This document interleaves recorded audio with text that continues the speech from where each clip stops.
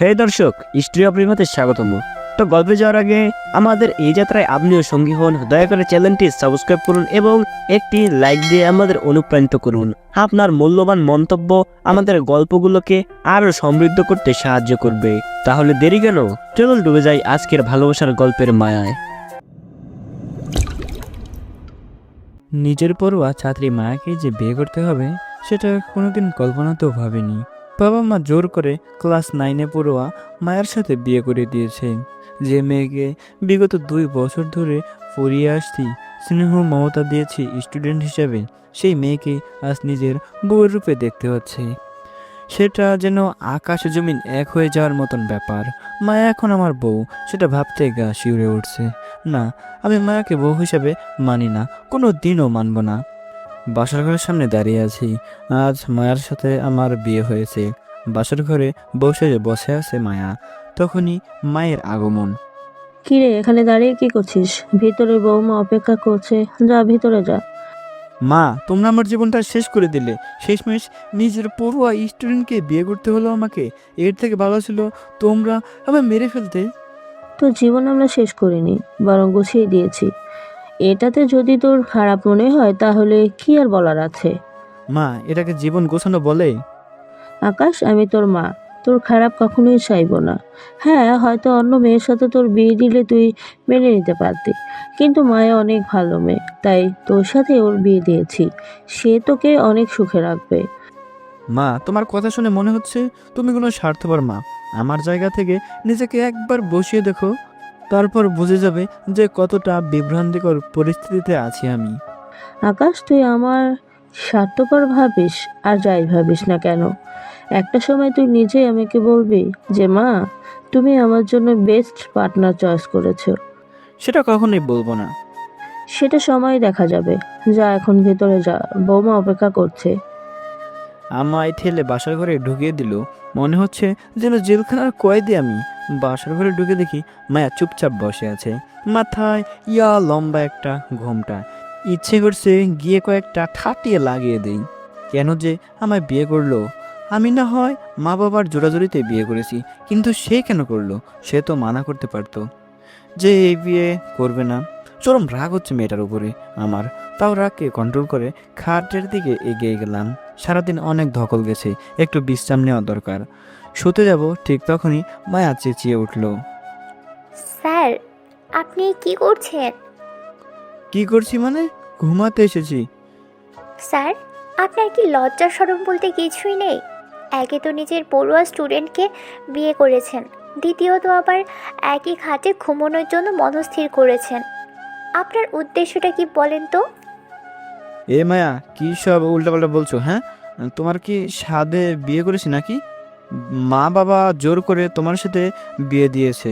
আর কি বললে? একই খাটে ঘুমানোর ব্যাপারে সেটা তোমাকে বলা উচিত আমার? এমন করে বলছো যেন মনে হচ্ছে খাটটা তোমার। খাটটা আমার না হোক, তবে যখন দেখছেন খাটে একটা মেয়ে বসে আছে, তারপরেও একই খাটে শোয়ার জন্য আসেন কি করে? ন্যূনতম কমন সেন্স বলতে কি কিছুই নেই নাকি আপনার? মায়া, মুখ সামলে কথা বলো। ভুলে যেও না আমি তোমার স্যার। মুখ সামলেই কথা বলছি। আর স্যার হন আর যাই হন, সত্যটা তো আমি বলবই। আমার উপরে কুনজর আপনার অনেক আগে থেকেই ছিল, তাই আপনি আমায় বিয়ে করেছেন যাতে করে আমার শরীর নিজের করতে পারেন।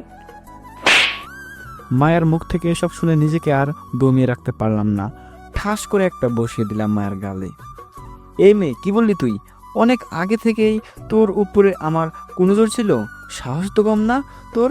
কিসের বাহানা নিয়ে তো বড় কথা বলছিস? ক্লাস 9-এ পড়িস যে সেই মেয়ে তুই? কোনো জোর এই যদি থাকতো তাহলে তোর মতো বাচ্চা মেয়েকে বিয়ে করতাম না।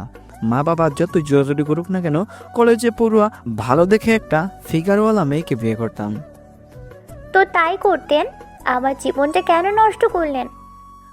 দেখো মায়া, শেষবারের মতো বলছি, তোমার জীবন আমি নষ্ট করিনি, বরং মা বাবা মিলে উল্টো আমার জীবন নষ্ট করে দিয়েছে। আমি নিজে মানতে পারছি না যে তোমার সাথে আমার বিয়ে হয়েছে। থাপ্পড় খেয়ে কান্না করে দিয়েছে মায়া। যেভাবেই হোক বিয়ে তো করেছেন, এখন আমার টিশানের কি হবে? ওকে যে কথা দিয়েছি আমি, ওর হাত কখনো ছাড়বো না। কোন তিশান? আমাদের স্কুলের তিশান? হ্যাঁ, ওর সাথে 5 মাস ধরে আমার রিলেশন চলছে। ওকে ঠকিয়ে এখন যে প্রতারকের খাতায় নাম লিখিয়েছি আমি। আমার মা বাবার দোষ, সব দোষ। ওনারা আমাকে আপনার সাথে জোর করে বিয়ে দিয়েছে। এই যে এত হাইপার হওয়ার কিছুই নেই, মা বাবা শুধু জোর করে বিয়ে দিয়েছে, তাছাড়া কিছুই হয়নি। আর তোমার জীবন নষ্ট করার কোনো উদ্দেশ্য আমার নেই। তুমি যদি চাও তাহলে তিশানের সাথে তোমায় মিলিয়ে দিতে পারি আমি। সত্যি স্যার, আপনি আমাকে তিশানের সাথে মিলিয়ে দিবেন? হ্যাঁ সত্যি, তবে তার জন্য 6 মাস সময় লাগবে, কারণ বিয়ে করার পর পর এই ডিভোর্সই হয় না, কিছুটা সময় লাগে। 6 মাস? তার আগে যদি আপনি আমার সাথে উল্টাপাল্টা কিছু করে বসেন? মায়া, তুমি আবারও আমার উপরে খারাপ কিছু মন্তব্য ছুড়ে মারলে। ডিভোর্সের জন্য 6 মাস সময় চেয়েছি, কিন্তু এখন একটা শর্ত দিব তোমাকে, সেটা মানলেই ডিভোর্স দিব তোমাকে। আমি জানি আপনি আমার সাথে খারাপ কিছু করতে চাইবেন। সেরকম কিছুই না, আমার উপরে যে দোষ চাপিয়ে দিলে সেটা তোমার তুলে নিতে হবে। অবাক চোখে তাকিয়ে আছি স্যারের দিকে। মানুষটাকে খারাপ ভেবেছিলাম, কিন্তু এখন দ্বিধাদ্বন্দ্বে পড়ে গেলাম যে মানুষটা ভালো কি খারাপ। কি তুলবে না? জি স্যার, তুলব। বালিশ নিয়ে সোফায় চলে গেলাম, কারণ খাটে শোয়ার ইচ্ছে নেই আর। খাটে শুলে হয়তো কখন শয়তান মাথায় ভর করবে, তখন নিজেকে কন্ট্রোল করতে পারবো না, তখন শরীর থেকেও বললে সিলমোহর লেগে যাবে। এমনিতেই যা না তা বলছে। সোফায় শুয়ে ফোনটা হাতে নিয়ে টিপাটিপি করছি, কারণ মনটা ভালো না। ফেসবুক থেকে একটু ঘুরে আসি, হয়তো মনের কষ্টটা কিছুটা লাঘব হবে। ফেসবুকে ঢুকতেই অনবরত মেসেজ আসতে শুরু করলো, এত মেসেজ যে পুরো ফোনটা হ্যাং হয়ে গেছে। কিরে, আজ হঠাৎ এত মেসেজ কে দিচ্ছে? মেসেঞ্জার চেক করলাম, সবাই দেখে কংগ্রেস জানাচ্ছে। কয়েকজনের মেসেজ তুলে চেক করলাম, স্যার আপনার বিবাহিত জীবন সুখের হোক, বন্ধু সাজ্জাদও লিখেছে। দোস্ত, ভালো করে বিড়াল মারিস, তোর জন্য শুভকামনা রইল। যা সালা, এটা কি হলো? মনের কষ্ট দূর করতে ফেসবুকে আসলাম, উল্টো আরও কষ্ট বাড়িয়ে দিল। সব কয়টা মজা নিচ্ছে আমার সাথে, নিজের প্যারায় মরে যাচ্ছি, ওরা আছে বিড়াল মারা নিয়ে। সব কয়টা খাইস্টার দল। রাগে ফেসবুক থেকে বেরিয়ে আসলাম, ফোনটা রেখে ঘুমিয়ে পড়েছি। সকালবেলায় মায়ের ডাকে ঘুম ভাঙলো। আকাশ, দরজা খোল। হ্যাঁ মা, আসছি। শোয়া থেকে উঠে দেখি মা তখনও পরে পরে ঘুমাচ্ছে। শোয়া থেকে উঠে দরজা খুলে দিলাম। এই নে ধর পাঞ্জাবি আর শাড়ি। পাঞ্জাবিটা তুই পরবি আর শাড়িটা মায়া মামুনিকে পরিয়ে নিচে আসবি দুজন। নিচে মানুষজন অপেক্ষা করছে নতুন বউকে দেখার জন্য। আচ্ছা। আম্মুর হাত থেকে পাঞ্জাবি আর শাড়িটা নিয়ে ড্রেসিং টেবিলে উপরে রাখলাম, তারপর ফ্রেশ হতে চলে গেলাম। ফ্রেশ হয়ে এসে দেখি মায়া এখনো ঘুমে। ডেকে দিলাম মায়াকে, এই মায়া উঠো, তাড়াতাড়ি ফ্রেশ হয়ে নাও, নিচে মানুষজন এসেছে তোমাকে দেখতে। মায়া তাড়াতাড়ি করে উঠে ওয়াশরুমে চলে গেল। পাঞ্জাবি পরে সোফায় বসে আছি। আরে ধ্যাত, আপনাদের তো আমার পরিচয় দিতেই ভুলে গেছি। আসুন পরিচয়টা দিয়ে দেই।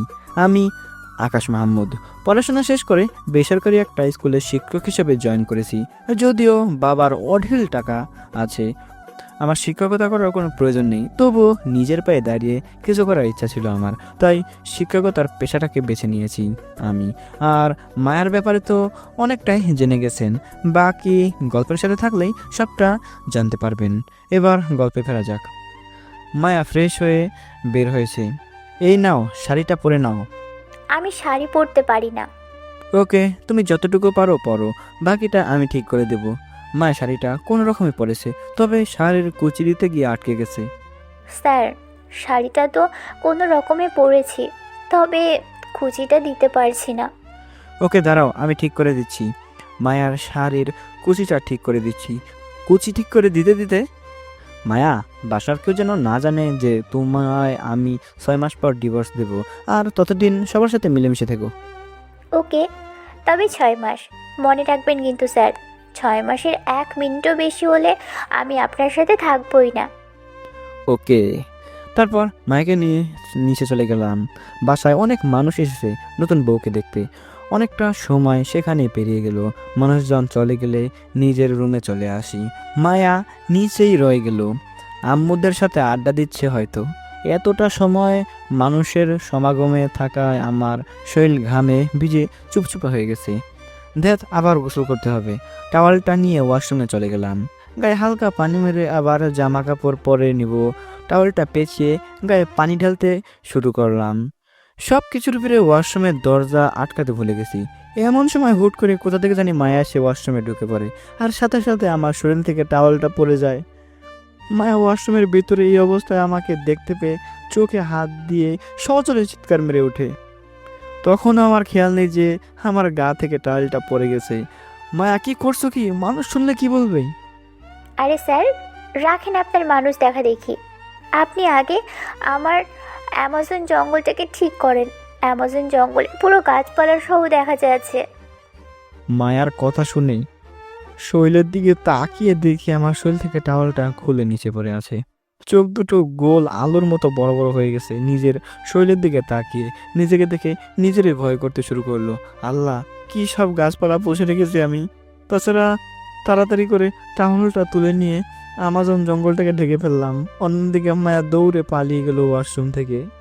লজ্জায় পুরো নাক চুল কাটা যাবে এমন মতো অবস্থা। কাপড় চেঞ্জ করে ওয়াশরুম থেকে বের হয়ে আসলাম। ওয়াশরুম থেকে বের হয়ে এসে দেখি মায়া খাটের উপরে বসে আছে। ওর চোখের দিকে তাকাবো কি করে সেটা ভাবতেই লজ্জা লাগছে। কিছু না বলে নিচে চলে যেতে ধরলাম। তখনই মায়া পেছন থেকে ডাক দিল। স্যার, একটা কথা বলবো? হ্যাঁ, বলো। স্যার, আপনি কি করতে এত বড় বড় ডালপালা রেখে দিয়েছেন গাছে? নাকি ডালপালা কাটার মতো টাকা নেই আপনার কাছে? মায়া, কি সব বলছো উল্টাপাল্টা? যা বললাম সত্যিই বললাম, কোনো উল্টাপাল্টা বলিনি। ওয়াশরুমে ঢুকে নিজেই ভয় পেয়ে গিয়েছিলাম যে আল্লাহ, কোন বনে ঢুকে গেলাম ভুল করে আমি। মায়া, প্লিজ স্টপ। আচ্ছা যান, আর কিছু বলবো না।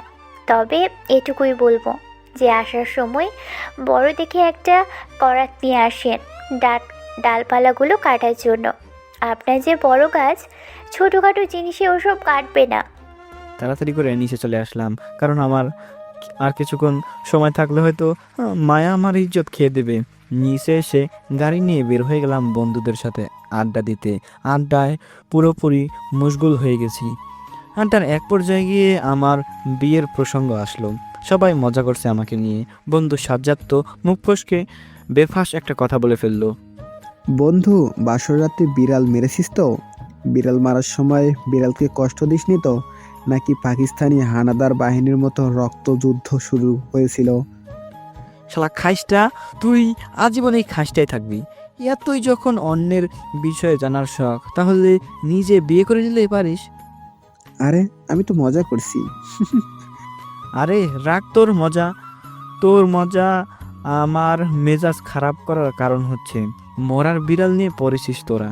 এদিকে আমার লাইফ বরবাদ হয়ে যাচ্ছে, আর স্টুডেন্টের সাথে ওসব করব কি সেটা ভাবতেও তো গা শিউরে ওঠে। শোন, সোজা বাংলায় বলি, কোনো বিড়ালটি লাল মারি নাই। ওকে ডিভোর্স দিয়ে দিব 6 মাস পর। তারপর অন্য একটা বিয়ে করে বিড়াল মারবো। আকাশ, তুই কি পাগল হয়ে গেছিস? তোরা যেটা ভাবিস, কিন্তু আমি আমার ডিসিশনে স্ট্রিট থাকবো, আর সেও মুক্তি চায় আমার থেকে। বুঝি না তোদের এত সব ব্যাপার। তোদের বোঝালেও লাভ নাই। এখন টপিকটা বাদ দে, অন্য কোনো কথা থাকলে বল। বন্ধুদের সাথে অনেকক্ষণ সময় আড্ডা দিলাম, তারপর খেয়ে দিয়ে বাসা চলে আসলাম। বন্ধুরা একত্র হলে এমনই করি, খাওয়া দাওয়া ঘোরাঘুরি এইসবই আমাদের মধ্যে চলে। তারপর বাসায় আসলাম। রুমে ঢুকতেই মায়া দৌড়ে আসলো। স্যার, করাত এনেছেন জঙ্গল কাটার? মায়া, তুমি কিন্তু বেশি করে ফেলতেছো। তখন কিছু বলিনি বলে ভেবো না যে এখনও কিছু বলবো না। আরেকবার উল্টো পাল্টা বললে দাঁত একটাও জায়গায় খুঁজে পাবে না। মায়া আমার শক্ত কথা শুনে আর কিছুই বলল না, চুপচাপ গিয়ে খাটের উপরে উঠে পড়ল। বালিশ নিয়ে সোফায় এসে শুয়ে আছি। স্যার, আপনি শুয়ে পড়লেন যে, খাবার খাবেন না? আমি বাহির থেকে খেয়ে এসেছি। আর কিছু না বলে পকেট থেকে ফোনটা বের করে টিপাটিপি শুরু করলাম। মানুষটা আসলেই কেমন যেন। আমাকে তো একবার জিজ্ঞেস করতে পারতো যে খেয়েছে কি না, কিন্তু না, ওনার ইগোতে লাগবে আমাকে জিজ্ঞেস করলে। হ্যাঁ, ফর্মালিটিস শিখেনি নাকি? উদাসীন কে জানে, হয়তো উদাসীন হবে। কারণ ওনার চালচলন দেখে উদাসীনী মনে হয়। কত বড় বড় জঙ্গল নিয়ে ঘোরাফেরা করে, আর ওনার থেকে কত কিছু আশা করছি আমি। নিচে চলে গেলাম খাওয়ার জন্য। ওনার আম্মুই বলেছিল স্যার আসলে একসাথে খেতে, কিন্তু ভালুকটা বাহির থেকেই খেয়ে এসেছে। মায়া হয়তো খায়নি, তাই নিচে গেছে খাওয়ার জন্য। সোফায় শুয়ে শুয়ে ফোন টিপছিলাম, তখন এই মনে পড়লো যে কাল থেকে স্কুল খোলা। না, এখন আর ফোন গুতাগুতি করলে চলবে না, না হয় সকালে ঘুম থেকে উঠতে পারবো না। ফোন রেখে শুয়ে পড়লাম। সকালবেলা ঘুম থেকে উঠে দেখি মায়া ঘুমাচ্ছে। আমি উঠে রেডি হয়ে নাস্তা করে নিলাম, তারপর স্কুলের উদ্দেশ্যে বের হব। তখন পেছন থেকে আম্মু ডাক দেয়, কিরে, একা একা কোথায় যাচ্ছিস? স্কুল খোলা আজ থেকেই, তাই স্কুলে যাচ্ছি। সেটা তো আমি জানি, কিন্তু তুই একা কেন? বৌমা তো গত রাতে বললো যে আজ সেও স্কুলে যাবে। দুজন তো একসাথে যেতে পারিস। আম্মু, তোমার কি মাথা খারাপ হয়ে গেছে নাকি? মাথা আমার না, তোর খারাপ হয়েছে। মায়া কি একা একা স্কুলে যাবে নাকি? বিয়ে করেছিস, তোর বউ হয় সে এখন। দুজন একসাথেই তো যেতে পারিস। যা, বৌমাকে সাথে করে নিয়ে স্কুলে যা। আমি পারবো না ওই মেয়েকে নিয়ে স্কুলে যেতে। ও কিভাবে যাবে সেটা ও জানে। আমি গেলাম, গাড়ি নিয়ে স্কুলে চলে আসলাম। মা পেছন থেকে অনেকবার ডাক দিয়েছে, বলেছে যে বৌমাকে নিয়ে যা, কিন্তু আমি তো ওই মেয়েকে নিয়ে একসাথে স্কুলে আসবো না। ক্লাস শুরুর ঘন্টা বেজে গেছে। আমি ক্লাস করাতে চলে গেলাম। ক্লাস করাচ্ছি, কিন্তু সবাই আমার দিকে ড্যাব ড্যাব করে তাকিয়ে আছে, কিন্তু আমি সেদিকে কোনো ভ্রুক্ষেপ করলাম না। ক্লাস শেষ করে বের হয়ে আসলাম। তারপর মায়ার ক্লাসে গেলাম, গিয়ে দেখলাম মায়া এসেছে। কিছুই বললাম না, ওর দিকে দেখিও নি পর্যন্ত। ক্লাস শেষ করে অন্য ক্লাসে চলে গেলাম। অন্য ক্লাস করাচ্ছিলাম। একটু পর ছুটির ঘন্টা বেজে গেল। স্টুডেন্টদেরকে ছুটি দিয়ে বের হয়ে আসলাম। বের হয়ে এসে দেখি স্কুলের গেটের পাশে একটা গাছের নিচে মায়া আর টিশান বসে আছে। এটা দেখে মনে মনে খুশি হলাম। যাক, ভালো হয়েছে, আমার রাস্তা ক্লিয়ার হবে এখন। ওদেরকে দেখেও না দেখার ভান করে চলে আসতে ধরলাম। তখনই টিশান ডাক দিল পিছন থেকে। স্যার, একটা কথা ছিল। হ্যাঁ, বলো। স্যার, আপনি নাকি জঙ্গলধারী হনুমান। টাকার অভাবে নাকি ওসব কাটতে পারেন না আপনি। মায়া আমাকে ওসব বলল। টিশানের মুখে ওসব শুনে থ মেরে আছি পুরো। শরমে মুখ দিয়ে কোনো কথা বের হচ্ছে না। কিন্তু না, আমার শরম পেলে চলবে না।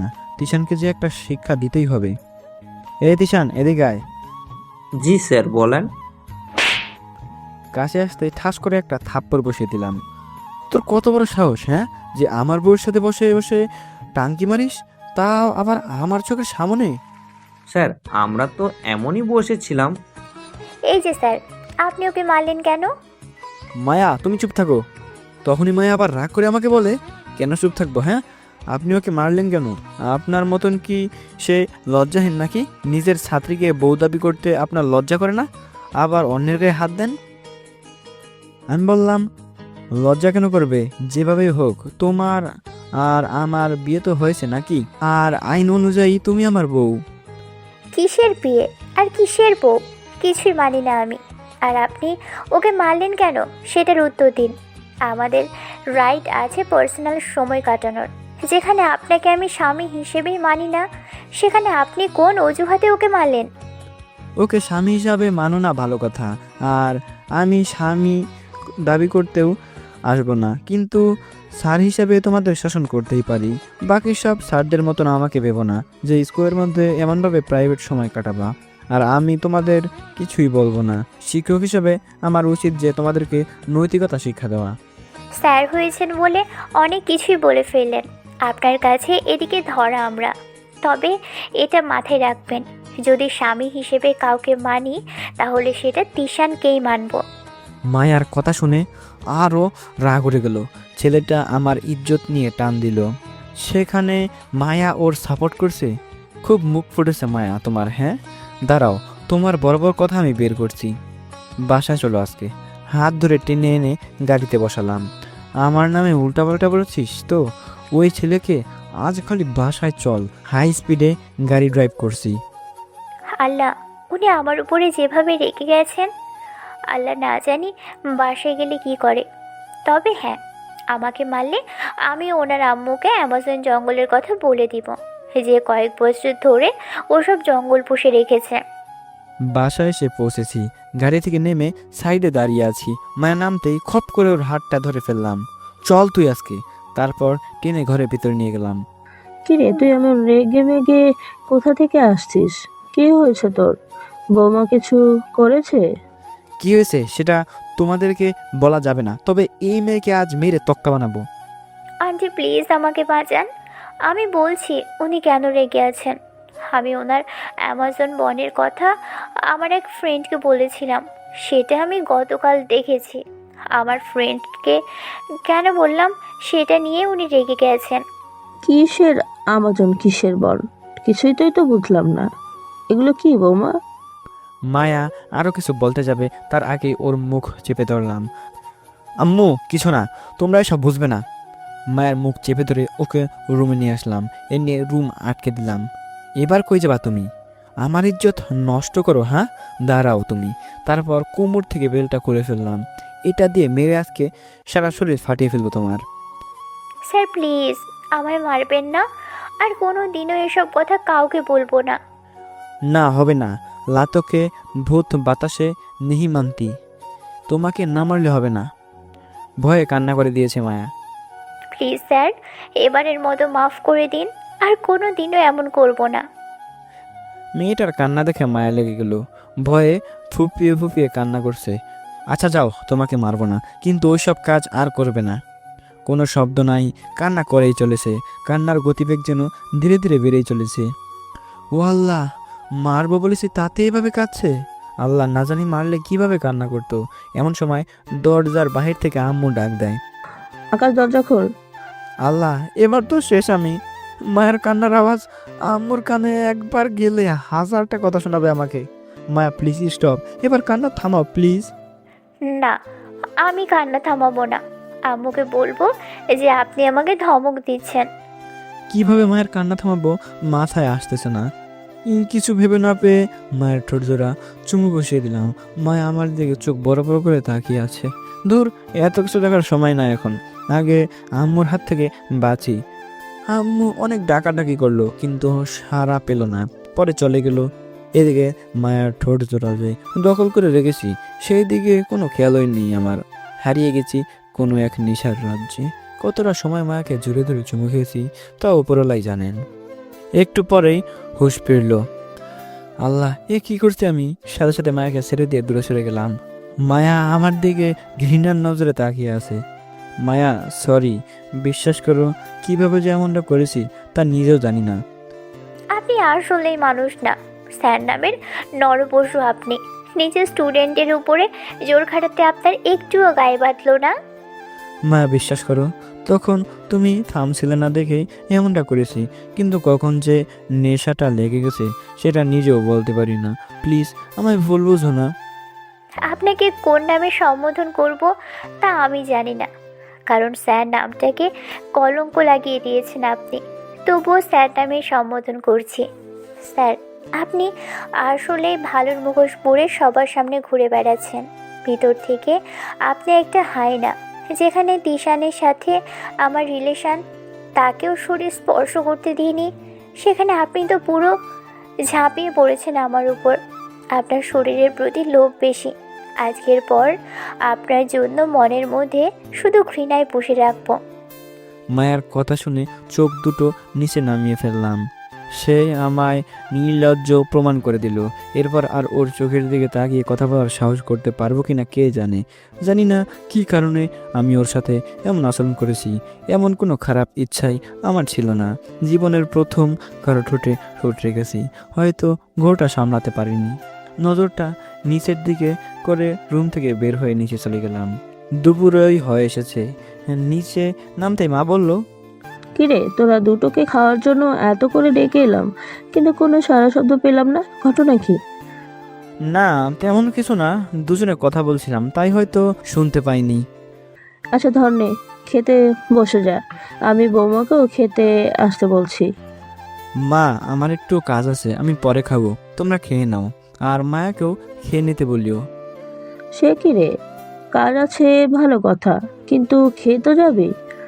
মা, আমার হাতে সময় নেই, যেতে হবে তাড়াতাড়ি বলেই ঘর থেকে বের হয়ে আসলাম, কারণ থাকলে মা জোর করে খাওয়ার জন্য, আর আমার খাওয়ার কোনো ইচ্ছাই নেই। একটু আগে মায়ের কথা শুনে পেট ভরে গিয়েছে। মেয়েটা তখন কান্না করছিল, খুব খারাপ লাগছিল ওর চোখের পানি দেখে। সব কিছুর ভিতরে আমারও চোখ জোড়া নোনা জল বের করতে পারতো, কিন্তু দমিয়ে রেখেছি। যখনই মনে হলো যে আর দমাবো সম্ভব নয়, তখনই বের হয়ে আসলাম ঘর থেকে।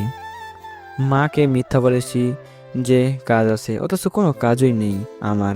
ব্রিজের উপরে এসে বসে আছি, চোখ জোড়া এবার তার কার্যক্রম শুরু করে দিয়েছে। ইচ্ছা মতো কাঁদলাম কতটা সময়। দুপুরে করা রোদটা চলে গিয়ে মিষ্টি রোদের আলোটা চোখে এসে লাগছে। অনুমান করলাম বিকাল হয়ে এসেছে, কারণ দুপুরবেলা সূর্যমামা কখনো মিষ্টি রোদের উত্তাপ দেয় না। ব্রিজ থেকে উঠে গিয়ে গাড়িটা স্টার্ট করলাম। যতদূর চোখ যায় আজ গাড়ি ড্রাইভ করব। ঠিক আছে, তাই করছি। নিজের শহর পেরিয়ে অন্য শহরে চলে এসেছি। বাসা থেকে বারবার ফোন করছিল, বিরক্ত হয়ে ফোনটা অফ করে দিলাম। রাত 1টায় বাসায় ফিরে আসলাম। চোখ জোড়া অগ্নিশিখার মতো লাল বর্ণ ধারণ করেছে। মা দেখতে পেয়ে জিজ্ঞাসা করলো, কি রে, এত রাত অবধি কোথায় ছিলি? কেন, আমার কি কোনো কাজ থাকতে পারে না নাকি? আমি কি তা বলেছি নাকি? তাহলে কোনো প্রশ্ন করবে না আর। আকাশ, তোর কি কিছু হয়েছে? চোখ জোড়াও ফুলে আছে। মা, তোমায় সেদিন বলেছিলাম যে তোমরা আমার জীবনটা নষ্ট করে দিয়েছো। সেই নষ্ট জীবন নিয়ে ঘুরে বেড়াতে হচ্ছে। এবার আমার বোঝে এসে গেছে কি হয়েছে। তোর আর মায়ের মাঝে কিছু হয়েছে। মেয়েটাও সারাদিন কিছু খায়নি, তুই এত রাত করে বাড়ি ফিরলি। বুঝতেই যখন পেরেছো, তাহলে কথা বাড়াচ্ছ কেন? আমাকে আমার মতন থাকতে দাও না। আকাশ, হয়তো তোর জীবনের ডিসিশন তোকেই নিতে দেওয়া উচিত ছিল। এটা এখন বলে কোনো ফায়দা নাই। সময় থাকতে আমার চারো হাত পা বেঁধে দিয়েছিলে তোমরা। এতে পরে এসে রিয়েলাইজ করেছে সেটা করা থেকে না করাই ভালো। বাদ দাও তো, এসব প্যারা আর ভালো লাগতেছে না। রুমে গেলাম, তারপর রুমে চলে এলাম। রুমে এসে দেখে মায়া ছোট বাচ্চার মতন ঘুমিয়ে আছে। ওকে দেখতেই ওর বলা কথাগুলো মনে পড়ে গেল, যে আমি হায়না, আমি স্যার নামে কলঙ্ক। সে হয়তো ঠিকই বলেছে, আমি আসলে হয়তো তাই। সারা দিন না খাওয়া, রাতের বেলাও না খেয়ে সোফায় গিয়ে শুয়ে পড়লাম। সারা রাত চোখের পাতাগুলো এক করতে পারিনি। ফজরে আজান হচ্ছে, তখনও চোখ জোড়া দিয়ে পানি পড়ছে। মনটাকে কোনোভাবেই সান্ত্বনা করতে পারছি না। না, আজান হচ্ছে, উঠে গিয়ে নামাজটা পড়ে নেই, হয়তো উপরওয়ালা মনটাকে শান্ত করে দিবে। নামাজ পড়ে হাত তুলে দোয়া করলাম, হায় আল্লাহ, আমি অনিচ্ছা সত্ত্বেও ওর সাথে এমন করেছি, তুমি আমায় মাফ করে দিও। আর নিজে নিজে একটা প্রতিজ্ঞা করলাম, মায়াকে আমি 6 মাস পর ডিভোর্স দিয়ে দিব। তার আগে ওকে যে কষ্টটা দিয়েছি সেটার জন্য মাফ করিয়ে নিব। আর কোনোদিন ভুলেও ওর শরীরে স্পর্শ করব না। সকালবেলা উঠে স্কুলে চলে গেলাম। কাউকে কিছু বললাম না। আম্মু টের পেয়েছে হয়তো যে আমি ঘর থেকে বের হচ্ছি। উনি রুম থেকে বের হয়ে আসার আগেই আমি গাড়ি স্টার্ট করে চলে এলাম। দোকানে নাস্তা করে নিয়েছি, চাইলে ঘর থেকে নাস্তা করে আসতে পারতাম, কিন্তু আম্মুকে বোঝানোর ছিল যে তোমরা আমার জীবনের সিদ্ধান্ত নিয়ে ভুল করেছো। স্কুলে এসে আশেপাশের জায়গাটা ঘুরে ঘুরে দেখছি। আস্তে আস্তে স্কুল খোলার উপক্রম হলো, সবাই আসতে শুরু করেছে। হঠাৎ তিশানকে দেখতে পেলাম। এই তিশান, এদিকে আসো। হ্যাঁ স্যার, বলেন। কালকের বিষয়টার জন্য সরি, আর নিজেকে তৈরি করে রেখো। 6 মাস পর তোমার সাথে মায়াকে মিলিয়ে দিব। স্যার, কি বলছেন আপনি এসব? যা বলছি ঠিকই বলেছি। স্যার, আপনার সাথে তো ওর বিয়ে হয়ে গেছে, তাহলে আমার সাথে 6 মাস পর মিলিয়ে দিবেন মানে? 6 মাস পর ডিভোর্স দিয়ে দিব মায়াকে। আর তোমাদের মাঝে তো সম্পর্ক আছেই, আমি চাই না আমার জন্য কেউ কষ্ট পাক। স্যার, সব কিছু সাইডে রেখে আপনাকে একটা কথা বলি। হ্যাঁ, বলো। আপনার চোখে অন্য কিছু দেখতে পাচ্ছি আমি। আপনার কথার সাথে চোখের মিল পাচ্ছি না। চোখ বলছে এক রকম কথা, আর মুখ দিয়ে তার বিপরীত বের হচ্ছে। কি বলতে চাইছো তুমি? স্যার, আপনার স্টুডেন্ট হলেও আমি মানুষ। হয়তো আপনি স্যার, আপনার থেকে বয়স বা মেধা দুটোই কম, তবে ফিল করার ক্ষমতা আছে আমার। কিছু ফিল করছি আমি। তোমার কথার অর্থ বুঝে আসছে না আমার। স্যার, তেমন কিছু না। আমি মায়াকে বিয়ে করতে রাজি, তবে আগের 6 মাস শেষ হোক, পরেরটা পরে দেখা যাবে। এখন যাই স্যার, ঘন্টা বেজে গেছে। ক্লাস করাচ্ছি কিন্তু কোনোভাবেই মন বসাতে পারছি না স্কুলে। কোনো রকমে স্কুল টাইমটা শেষ করলাম, বের হয়ে আসবো স্কুল থেকে, তখনই দেখি মায়া আর তিশান দাঁড়িয়ে দাঁড়িয়ে কথা বলছে। না, আজ আর কোনো কিছুই বলবো না ওদের। সোজা স্কুলের গেট চলে বাহির হয়ে বের হয়ে আসলাম। মায়া আমার দিকে ড্যাব ড্যাব করে তাকিয়েছিল, ভেবেছিল হয়তো আজও কিছু বলবো, কিন্তু কিছুই বলিনি আমি।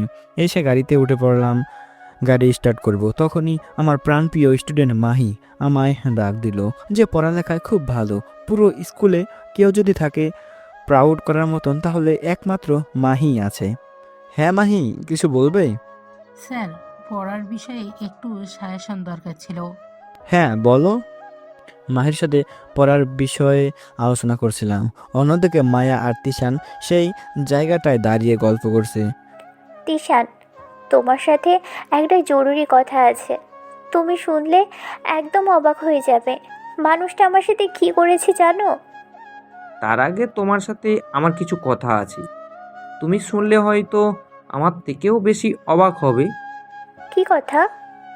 আকাশ স্যার সকালে আমায় বলেছে যে 6 মাস পর তোমাকে আমার হাতে তুলে দেবে। কি বলছো এসব? উনি সত্যিই তোমাকে এমনটা বলেছে? হ্যাঁ সত্যি। যাক, তাহলে হায়নাটার হাত থেকে মুক্তি পাবো। আজ তো একটা খাটাস। সে আমায় তোমার হাতে তুলে দিক বা না দিক, আমি নিজেই তোমার কাছে চলে আসবো। মায়া, পাগলামোটা যেখানে সেখানে মানায় না। একটা কথা কি জানো, অনেক সময় সাময়িকের সম্পর্কগুলা রিয়েল লাইফটাকে বরবাদের দিকে ঠেলে দেয়। যেটা হয়তো পরে ফিল করা যায়, তখন আফসোস করেও সেটা সংশোধন করা যায় না। আর অনেক সময় মানুষের চোখ দেখেও অনেক কিছু ফিল করা যায়। তখন মনে হয় আমার থেকেও মানুষটার কাছের জিনিসটা বেশি হেফাজতে থাকবে। আজ আমিও সেটা ফিল করেছি। তিশান, মানে কি এসবের? মানে তুমি বুঝতে চাও? তাহলে উদাহরণস্বরূপ বুঝিয়ে দিচ্ছি। ওই যে দেখো স্যারের গাড়ির সামনে মাহিকে, সে দাঁড়িয়ে দাঁড়িয়ে পড়ার কথা জিজ্ঞেস করছে, কিন্তু মেয়েটার ভিতরে স্যারকে নিয়ে হাজারো ভালোবাসার জন্ম নিয়ে আছে। কিন্তু স্যার তার সেই দিকটাকে দূরে সরিয়ে ভালো কিছু ভিতরে ঢুকিয়ে দিচ্ছে। স্যারের কাছে এসবের পাত্তা নেই। এটা দিয়ে কি মানে বোঝালে তুমি আমাকে? এখনো বুঝে উঠতে পারোনি তুমি? তাহলে লোকাল ভাষায় বলি, স্কুলের অনেক মেয়েই স্যারের পার্সোনালিটি এবং ওনার কথাবার্তার ধরন দেখে স্যারকে পছন্দ করে। শুধু পছন্দ না, ভালোবাসে। তার মধ্যে মাহিও একজন। কিন্তু তিনি কারোর ভালোবাসায় সাড়া দেন না। উনি হয়তো মন থেকে অন্য কাউকে ভালোবাসে। সে অন্য কেউটা কে, সেটা আজ সকালে ওনার চোখ দেখে আমি পড়ে নিয়েছি। তিশানের কথা শুনে মুখ থেকে আর কোনো শব্দই বের হচ্ছে না। তিশান যে ঘুরিয়ে পেঁচিয়ে আমাকে মিন করেছে সেটা আমার আর বুঝতে বাকি নেই। আর কোনো কথা না বাড়িয়ে দৌড়ে চলে গেলাম স্যারের কাছে। গিয়ে সোজা ওনার গাড়িতে উঠে পড়লাম। এই মাহি, কাজ শেষ হলে যেতে পারো। তোমার স্যার আর আমি বাড়ি যাব। মাহি চলে গেল। মায়ার আচরণ দেখে পুরাই বাকরুদ্ধ হয়ে আছি আমি, কিছুই বললাম না। মায়ার কথা মতন গাড়ি স্টার্ট করলাম। মায়া চুপচাপ বসে আছে আর আমি গাড়ি ড্রাইভ করছি। না, এটাই হয়তো ভালো সুযোগ ওর থেকে মাপ চেয়ে নিই কালকের ঘটনার জন্য। মায়া, একটা কথা বলার ছিল। কোনো সারা শব্দ নাই। মায়া, কথা বলবে না তুমি আমার সাথে? তাও কোনো সারা শব্দ নাই। আচ্ছা, কথা বলতে হবে না, তবে আমার কথাটা শোনো, তাতেই হবে আমার। মায়া, দ্বিতীয়বারের মতন ক্ষমা চাইছি আমি। আর কোনো দিনও ওসব আচরণ করব না। 6 মাস পর তো তোমায় ডিভোর্স দিয়ে দিব। যতদিন আছো ততদিন তোমায় মর্যাদা রক্ষা করব আমি। অমন ধারা আচরণ আর কখনো করব না। তুমি তো 6 মাস পর চলে যাবে। তার আগে যদি তোমার থেকে নিজেকে মাফ করিয়ে নিতে না পারি, তাহলে জীবনে কখনো নিজেকে ক্ষমা করতে পারবো না। তাও কোনো সারা শব্দ নাই। মূর্তির মতো বসে আছে সে। মায়ার খামোশি দেখে ভেতরটা ফেটে যাচ্ছে। মানুষটার সাথে কত বড় অন্যায়টা করে ফেলেছি আমি। এসব ভাবতেই চোখজোড়া দিয়ে জল বেরিয়ে এলো।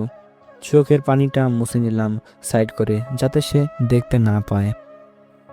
মানুষটা কি কাঁদছে মানুষটা হয়তো নিজের খারাপ আচরণের জন্য অনুতপ্ত, কিন্তু মানুষটার সাথে কথা বলার বিন্দু পরিমাণ ইচ্ছে আমার নেই। যদিও মানুষটার কান্না দেখে খারাপ লাগছে। মায়ের মনটা আসলেই পাথর। যত পাথরই হও না কেন, মাপ তো আমি করিয়েই ছাড়বো। বাসায় পৌঁছে গেছি। আম্মু গাড়ির আওয়াজ শুনেই দৌড়ে আসলো, এসে একটা ব্যাগ ধরিয়ে দিল। নিধর তোদের ব্যাগ, এটার মধ্যে দুজনের কাপড় চোপড় আছে। সোজা মায়ের বাসায় চলে যা। মায়ের বাবা ফোন করে তোদের দুজনকে পাঠিয়ে দিতে বলেছে। দুপুরের খাবারের আয়োজন করেছে সেখানে।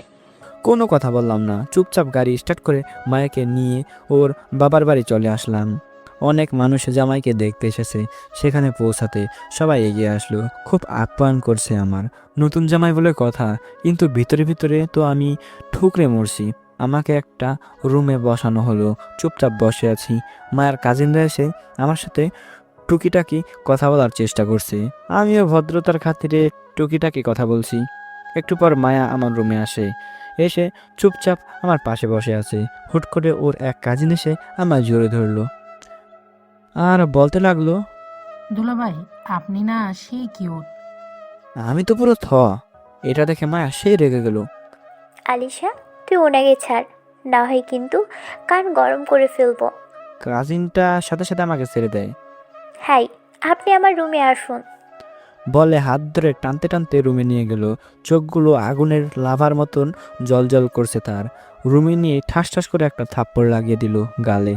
অবাক চোখে তাকিয়ে আছি মায়ার দিকে। হাই, তোকে কোন সাহসে ওই মেয়ে জড়িয়ে ধরেছে? সে তো আমি জানি না, তুমি গিয়ে তোমার কাজিনকে জিজ্ঞাসা করো। ওকে কেন জিজ্ঞেস করব? তোর দোষ সব, তোর দোষে এমনটা হয়েছে। মায়ার মুখের কথা শুনে নজর নামিয়ে ফেলেছি। কি রে, কথা বলছিস না কেন? নাকি ভালো লেগেছে তোর? মায়া, মুখের ব্যবহার ঠিক করো। মনে রেখো আমি তোমার স্যার, আর আমাকে এভাবে দোষারোপ করার কোনো মানেই হয় না। তার উপরে তুই তুকারি করছো। ও হ্যাঁ, এখন তো দোষ করে স্যারের দোহাই দেওয়া হয়েছে। স্যারকে তো আমি কিছু বলি না। মায়া, তুমি নিজ চোখে দেখেছো সেখানে কি হয়েছে, তাও তুমি আমাকে দোষ দিচ্ছ এসবের জন্য। দোষ দিব না তো কি করব? আপনার কারণেই সব হয়েছে। কে বলেছে আপনাকে এ বাড়িতে আসতে? সুন্দর চেহারাটা দেখিয়ে মানুষের মনকে কাবু করেন, তারপরে আবারও বলেন কিছুই করেননি। কিছুই বলার নেই তোমাকে আমার আর। আপনার বলা না থাকলেও আমার আছে। আপনার মতন চরিত্রহীনের চেহারাও আমি দেখতে চাই না। কথা বলা তো দূরের কথা, আজকের পর আর কোনো দিনও আমার সামনে আসবেন না। যদি কোনো দিন প্রয়োজনে আসেনও, তাহলে কথা বলার প্রয়োজন নেই। আপনার সাথে কথা বললে আমি অপবিত্র হয়ে যাব। আচ্ছা যাও, তোমার সামনে আর আসবো না। যতটুকু পারি নিজেকে সংযত রাখবো। মায়া রেগে মেগে রুম থেকে বের হয়ে গেল। অন্যদিকে আমার চোখ থেকে টুপটুপ করে পানি ঝরছে। জানি না কোন পাপের ফল আমাকে ভোগ করতে হয়েছে। কোনো কারণ ছাড়াই হাজার হাজার রকমের অপমান করে গেল মায়া। অন্য কোনো মেয়ে হলেও মেনে নিতাম, কিন্তু যখন নিজের ছাত্রী কলঙ্ক লাগিয়ে দেয় তখন বুকটা চিড়ে যায়। ইচ্ছুক হয় দমটা বের করে ফেলি। চোখের পানিগুলো মুছে নিলাম, কারণ এটা শ্বশুরবাড়ি। হাজার রকমের মানুষজন আছে। আমার এমন আচরণ দেখলে হয়তো ভাববে যে কোনো সমস্যা হয়েছে। চুপচাপ নজরটা মাটির দিকে নামিয়ে বসে আছি। একটু পর মায়ের আম্মু রুমে আসলো। বাবা, চলো, খাবার সময় হয়ে গিয়েছে, গিয়ে খাবার খাবে। কোনো কথা বললাম না, ওনার সাথে নিচে চলে গেলাম। দেখি এক রাজকীয় কারবার। হাজার রকমের খাবার রান্না করে টেবিলে সাজিয়ে রেখেছে। আকাশ, তোমার জন্য আজ রান্না করেছি সব। শাশুড়ির হাতের রান্না কেমন সেটা খেয়ে দেখো। চুপচাপ বসে আছি, কোনো কথাই বের হচ্ছে না মুখ দিয়ে। তাই শাশুড়ি আম্মা জোর করে প্লেটে খাবার তুলে দিল। আরে বাবা, খাও, শরম কিসের? নিজের বাড়ি তো। আমার তো শরম লাগছে না, আমার লাগছে অন্য কিছু। ভিতর থেকে বুক ফেটে কান্না আসছে। কেউ হাজার পদের রান্না করে মেয়ের জামাইয়ের খাতির যত্ন করছে, আর কেউ জামাইকে কলঙ্ক দিয়ে অপমানিত করছে। মায়ার এত কথা শোনার পর কিভাবে গলার নিচে খাবার নামবে, তাও কষ্টবিষ্ট করে অল্প করে খেলাম। শাশুড়ি আম্মা এটা দেখে মন খারাপ করে ফেলেছে। বাবা রান্না কি ভালো হয়নি? না, তেমন কিছুই না, আসলে আমার পেট ভরা, তাই বেশি খেতে পারছি না। আচ্ছা তাহলে সমস্যা নেই, রাতে খেও ভালো করে। রাতে খাবো মানে বুঝলাম না। আরে রাতে তো এখানেই থাকবে তোমরা, তোমার আম্মুকে তো ফোন করে বলে দিয়েছি। রাতে এখানে থাকবো ভালো কথা, কিন্তু সকালে তো আমার স্কুলে যেতে হবে। আরে গাড়ি তো আছেই, এখান থেকেই সোজা স্কুলে চলে যাবে। স্কুল তো আর বেশি দূরে না। আচ্ছা। সারাদিন মায়ের রুমেই শুয়ে বসে কাটিয়েছি, মা সারাদিনে একবার রুমে আসেনি। যাক, একদিক দিয়ে ভালোই হয়েছে, আমার আর ওর সামনে পড়তে হবে না। রাতের বেলায় খেয়ে দিয়ে খাটে শুয়ে আছি, তখনই মায়া রুমে আসে। আমি খাটে শুয়ে আছি দেখতে পেয়ে সে বিছানা থেকে বালিশ নিয়ে ফ্লোরে শুয়ে যায়। সাথে সাথে বিছানা থেকে সেরে উঠে ফ্লোরে শুয়ে পড়লাম। কি হচ্ছেটা কি? অন্যদিকে মুখ করে নতুন জামাই শ্বশুর বাড়িতে এসে ফ্লোরে শুবে? এর থেকে খারাপ কাজের কিছুই হতে পারে না। আরে খারাপ আর ভালো, মানুষটাই তো কলঙ্কিত, আর কলঙ্কিত মানুষেরা উপরে স্থানে কোনো সময় ঠাঁই পায় না। তারা সব সময় মানুষের পায়ের নিচে থাকে। সব সমস্যা নেই, আমি নিচে ঘুমাচ্ছি, আপনি উপরে ঘুমান, বলে একটা কাঁথা আর একটা বালিশ নিয়ে ফ্লোরে শুয়ে পড়লাম। সকালবেলা ঘুম থেকে উঠে স্কুলে চলে গেলাম। মায়া ঘুমিয়েছিল, আর মনে মনে ঠিক করে নিলাম যে আজকের পর মায়ার চোখের দিকে কোনো দিনও তাকাবো না, ওর সাথে প্রয়োজন ছাড়া কোনো কথাও বলবো না। যদি একান্তই কথা বলতে হয় তাহলে অন্যভাবে বলবো, তবুও সামনাসামনি কথা হবে না। আর ক্লাস করাচ্ছি স্কুলের বাচ্চাদের, কিন্তু মন নেই সেদিকেই। কোনো রকমে স্কুলের সময়টা পার করলাম। ক্লাস শেষ করে স্কুল থেকে বের হব, তখনই দেখি মায়া স্কুলের গেটের সামনে দাঁড়িয়ে আছে। ওকে স্কুলের গেটের সামনে দাঁড়িয়ে থাকতে দেখে সিদ্ধান্ত নিলাম যে এই গেট দিয়ে যাব না, অন্য গেট দিয়ে ঘুরে বের হলাম। গাড়ি স্টার্ট করব, তখনই মায়া আমার গাড়ির সামনে এসে দাঁড়ায়। অবাক করা বিষয়, সে গাড়ির দরজা খুলে ভিতরে ঢুকে বসে। কোনো কথা বললাম না, গাড়ি ড্রাইভ করলাম নিজ গতিতে, ওর দিকে একবারও তাকায়নি। মায়া বারবার ঘুরে ঘুরে আমার দিকে তাকাচ্ছিল, সেটা আমার চোখ এড়ায়নি। কিন্তু না, আমি তো তাকাবো না, ড্রাইভ করে বাড়িতে চলে আসলাম। সকালবেলায় শাশুড়িকে বলে এসেছি স্কুল থেকে সোজা বাসায় যাব। বাসায় এসে ফ্রেশ হয়ে খেয়ে দিয়ে বের হয়ে পড়লাম। সারাদিন বাইরে ঘোরাফেরা করেছি, রাত করে বাসায় ঢুকেছি। আম্মু আব্বু এসব নিয়ে কখনো আমায় কিছুই বলেনি, কারণ জানে ওনাদের ছেলে কোনো খারাপ অভ্যাস নাই। এসে দেখি মায়া ঘুমিয়ে পড়েছে। যাক, ভালো হয়েছে, কাল থেকে এমন এই করব, সে ঘুমিয়ে গেলে বাড়ি আসবো, আর সেই ঘুম থেকে ওঠার আগেই বাড়ি ছাড়বো। বালিশ নিয়ে সোফায় শুয়ে গেলাম। ভোর 5টায় ফজরে আজান হচ্ছে, উঠে নামাজ পড়বো ভাবছি, তখনই কিছু একটা অনুভব করলাম। চোখ মেলে তাকিয়ে যা দেখলাম তাতে তো মোটেও প্রস্তুত ছিলাম না। মায়া আমাকে জোরে ধরে সোফার মধ্যে শুয়ে আছে। এটা দেখে চোখ সরাসরি কপালে উঠে যায়। যে মেয়ে আমাকে অসৎ আচরণের জন্য কথা শুনিয়েছে, সেই মেয়ে আজ নিচ থেকে জোরে ধরেছে আমাকে। ওকে ছাড়িয়ে নিয়ে উঠে পড়লাম। নড়াচড়া করায় হয়তো তার ঘুমটাও ভেঙে গেছে, সেও উঠে পড়ে। আসলে সরি, রাতের বেলায় খুব ভয় পেয়ে গেছিলাম কিছু একটা দেখে। পরে এসে আপনার পাশে শুয়ে পড়ি, তারপর হয়তো আপনাকে জড়িয়েও রেখেছি। মায়ার কথায় কান্না দিয়ে অজু করতে চলে গেলাম। ও কেন আমায় জোরে ধরেছে সেটা ওর ব্যাপার, তাতে আমার কি, আমি তো জোরে ধরিনি। অজু করে এসে নামাজ পড়ে নিলাম। নামাজ শেষ করে উঠতে যাব, তখনই দেখি মায়া আমার দিকে ড্যাব ড্যাব করে তাকিয়ে আছে। দেখেও না দেখার ভান করতে গিয়ে রুম থেকে বের হয়ে গেলাম। মানুষটা হঠাৎ এতটা পরিবর্তন হয়ে গেল কি করে, নিজেকে নিজেই প্রশ্ন করলাম। হয়তো গতকালের ব্যথায় খুব লেগেছে ওনার। আমি জানি যে গতকাল ওনার কোনো দোষ ছিল না, আলিশা ওনাকে জড়িয়ে ধরেছে, কিন্তু কেন জানি সেটা আমি মানতে পারিনি, তাই ওনার উপরে রাগ ছেড়েছি। গতকাল কোনো দোষ না করলেও সেদিন তো করেছে। যাক, একদম বেশ করেছি আমি। খারাপ মানুষের সাথে এসব কথাই উচিত। কিরে, তুই এত সকাল সকাল ঘুম থেকে উঠে গেলি যে? নামাজের জন্য উঠতেছিলাম, তাই আর ঘুমাইনি, আর কাল থেকে রোজ সকালে উঠবো। আকাশ, আমায় মাফ করে দিস। তোরা এমন ধারা পরিবর্তন সত্যি আমাকে খুব ভাবাচ্ছে। যে ছেলে ঘুম থেকে উঠতেই 8টা-9টা করে, সেই ছেলে ফজরের নামাজের জন্য উঠে পড়ছিস। যে ছেলে টাইম মতো ঘরে ফিরতি, সেই ছেলে এত রাত করে ঘরে ফিরছিস। জানি না কি কারণ এমন করছিস, তবে কিছুটা ফিল করতে পারছি আমি। মা, বাদ দাও এখন এসব কথা। নাস্তা রেডি করো তুমি, আমি খেয়ে স্কুলে যাব। ওকে, কিছুটা সময় ওয়েট কর, আমি রেডি করছি। নিচে বসে বসে মোবাইল ঘাটাঘাটি করছিলাম। মায়া রুমে ছেড়ে এদিকে আসছে। আমি আমার মতন মোবাইল ঘাটছি। সে আমাকে ক্রস করে রান্না করে চলে গেল। আন্টি, আমি আপনাকে সাহায্য করি? হ্যাঁ করো, তবে আন্টি ডাকার অভ্যাস বদলে ফেলো। বিয়ের পর হাজব্যান্ডের মাকে মা ডাকতে হয়, আন্টি না। আচ্ছা, আম্মু কি করতে হবে আমাকে বলুন। তোমার কিছুই করতে হবে না, আমার সাথে দাঁড়িয়ে থাকো, তাতেই আমার সাহায্য হয়ে যাবে। আচ্ছা, চুপচাপ দাঁড়িয়ে শাশুড়ির রান্নায় দেখছিলাম, কিভাবে রান্না করছে তা দেখে দেখে শিখছি। আচ্ছা বৌমা, তোমার একটা কথা বলি। হ্যাঁ আম্মু, বলুন। তোমাকে আকাশের সাথে বিয়ে দিয়ে কি খুব অন্যায় করে ফেলেছি আমি, যে তোমরা একে অপরকে মানতে পারছো না? বৌমা, একটু বেশি বলে ফেললে না তুমি? কাকে অশুভ বলছো তুমি?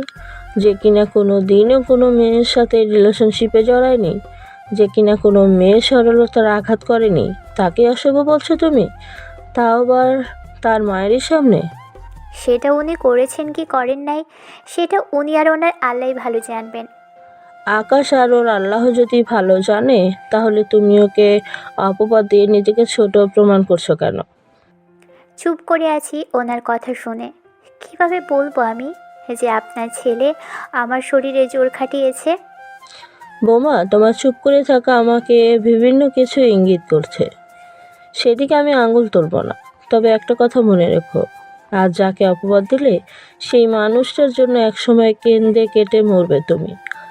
তখন তোমার হাজারো ভালোবাসা সেই মানুষটার মন গলাতে পারবে না। তখন তুমি শুধু অবহেলা আর অবহেলাই দেখতে পাবে। এটা তুমি ডায়েরিতে লিখে রাখো। মুরব্বীদের কথা কখনো মিথ্যা হয় না। তোমাদের সময়টা আমরা পার করে এসেছি তো, সেই এক্সপিরিয়েন্স থেকেই বলছি। হ্যাঁ, সেটা কোনো সময়ই হবে না। আপনার অশুভ ছেলেকে কোনো দিনও এই আমি ভালোবাসবো না। যাও, নাস্তা রেডি হয়েছে, সেটাকে আকাশকে দিয়ে আসো। শাশুড়ির কথা মতন নাস্তা নিয়ে গিয়ে ওনাকে দিয়ে আসলাম। অবাক করার বিষয়, তিনি আমার দিকে ঘুরেও তাকালেন না। নাস্তা খেয়ে স্কুল থেকে চলে এসেছি। মায়ার দেওয়া সেদিনের অপবাদের কথা মনে পড়লে এখনও ভেতরটা কেঁপে ওঠে। চিন্তা করো না মায়া, একটা সময় এই মিথ্যা অপবাদের জন্য তোমাকে কষ্ট পেতে হবে। ক্লাস শুরু হয়ে গেল। ক্লাসে মন দিলাম, স্টুডেন্টদেরকে ক্লাস করাচ্ছি। একটু পর টিফিন ব্রেক দিল। স্টুডেন্টদের টিফিন ছুটি দিয়ে ক্লাস থেকে বের হয়ে আসলাম। বের হতেই দেখি স্কুলের গেটে ঈশিতা দাঁড়িয়ে আছে। ঈশিতা আমার ক্লাসমেট, খুব ভালো বন্ধুত্ব ছিল আমাদের মাঝে। তবে সে আমাকে ভালোবাসে, কিন্তু আমি বাসি না। সে আমাকে দেখেই ছুটে আসলো। আকাশ, কি খবর তোমার? এই তো ভালো, তোমার? আমার আর কি, যেমন রেখেছো তুমি। ঈশিতার কথা শুনে বুঝতে বাকি রইল না আমার যে সে আমায় কি বোঝাতে চেয়েছে। তাও তাকে কিছু বললাম না। আচ্ছা চলো ক্যান্টিনের দিকে যাই, অনেকদিন পর এসেছো, চলো একসাথে বসে কফি খাবো। আচ্ছা চলো। ঈশিতা আর আমি ক্যান্টিনের দিকে গেলাম। সেখানে গিয়ে দেখি তিশান আর মায়া বসে বসে গল্প করছে।